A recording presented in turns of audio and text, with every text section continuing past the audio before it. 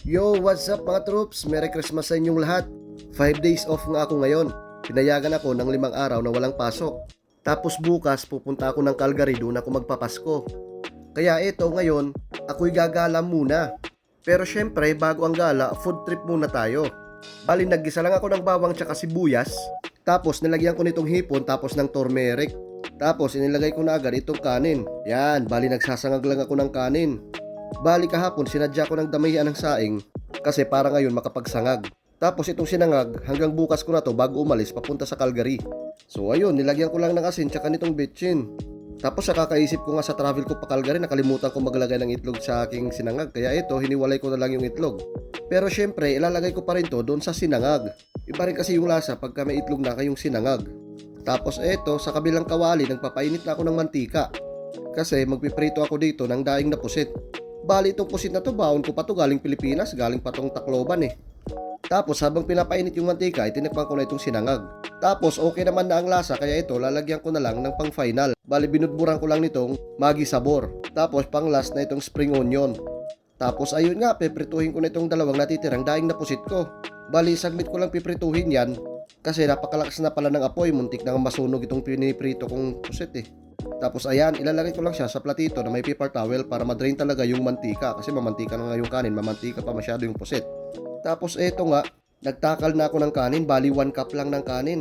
Bawas-bawas na tayo ng kanin. Sa ngayon, kasi bago pa lang, nag-uumpisa pa lang magbawas-bawas, kaya ganyan kalaki muna yung 1 cup ko. Tapos eto na nga, ang ating fried rice, tapos yung ating daing na pusit. Tapos may tira pa akong corned beef kahapon, kaya sinama ko na. Tapos syempre, para may prutas, may side dish akong avocado. Tapos as usual, sa kwarto na naman ako papapa. Kasi habang nanonood rin ng TV.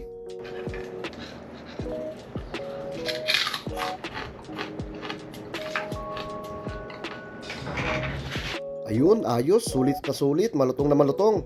At pagkatapos ko ang kumain ay agad na akong naligo at nag-shave ng bigote. Tapos eto, nagbihis na. Kasi ako'y gagala na.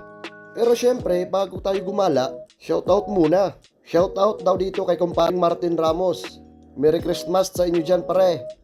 Tapos ayun nga, eto na, palabas na ako ng bahay, umpisahan ko na ang gala ko ngayon. Bali, planado ko na talaga tong lakad na to. Kaya isinama ko na ito sa day off ko kahit bukas pa naman yung punta ko ng Calgary. Kasi gusto ko muna makapagsimba dito bago magpasko tsaka bago matapos itong taon. Mga troops, may nadaanan akong ditong bahay, Paskong Pasko talaga sa kanila. Bali may nadaanan din ako noon nung galing ako sa trabaho, tapos naalala ko, daanan ko kaya mamaya. So ayun, ito yung bahay na sinasabi ko, Paskong Pasko na talaga sa kanila. Dati nung Halloween, dami din mga deko dyan. Tapos hanggang ngayon, ang dami. Ayan, hanggang sa likod ng bahay nila Mamaya pagka medyo madilim-dilim na pagka uwi, pagka dito ako makadaan mamaya, lalapitan ko yan. Tapos sakto nga, nung malapit na ako, yan, may malapit na ring bus. So ayun mga troops, nandito na ako sa downtown ngayon ng Kamloops. Bali, bumaba na ako ng bus, tapos lalakarin ko na lang, malapit lang naman dito yung simbahan. Yan, dito na ako sa may downtown. So ayan mga troops, tatawid na ako, nasa harapan na ako ng mismong simbahan.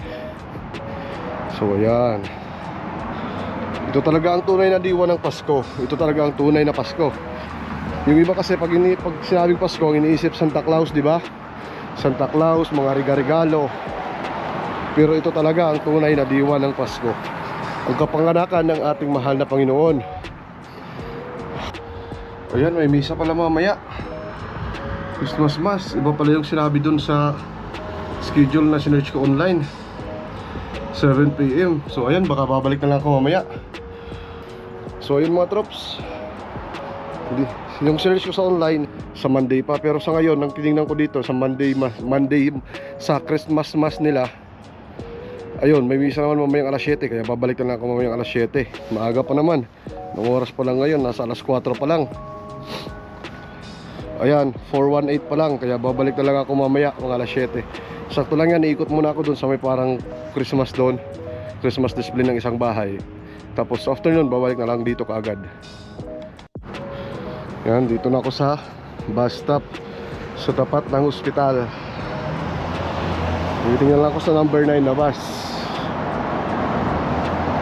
See you mga troops. So ayun mga troops, nandito na ako sa sinasabi kong bahay na ang daming palamuti dito sa labas. Tingnan nyo nga naman dito sa labas. Grabe, halos mapuno yung bahay nila ng puro palamuti lang nila. Feel na feel talaga ang Christmas dito sa kanila Ayan mga troops ayos, di ba? Ayan. Merry Christmas. Ayan, di ba? Simpleng bahay lang tapos napapalibutan ng palamuti ng Pasko. Kita nyo yung ibang bahay hindi masyadong ganun kabongga, pero dito sa kanila, grabe ang Pasko. Damang-dama talaga ang Pasko dito Ayos mga troops tignan nyo naman ang bahay na to. Simpleng bahay lang pero napapalibutan ng palamuti ng Pasko. So yun lang talaga yung sinadya ko rito, para kunan lang to kasi na-amaze ako Isang bahay lang tapos yung palamuti nila yan nakapalibot sa buong bahay nila, di ba? Ayan.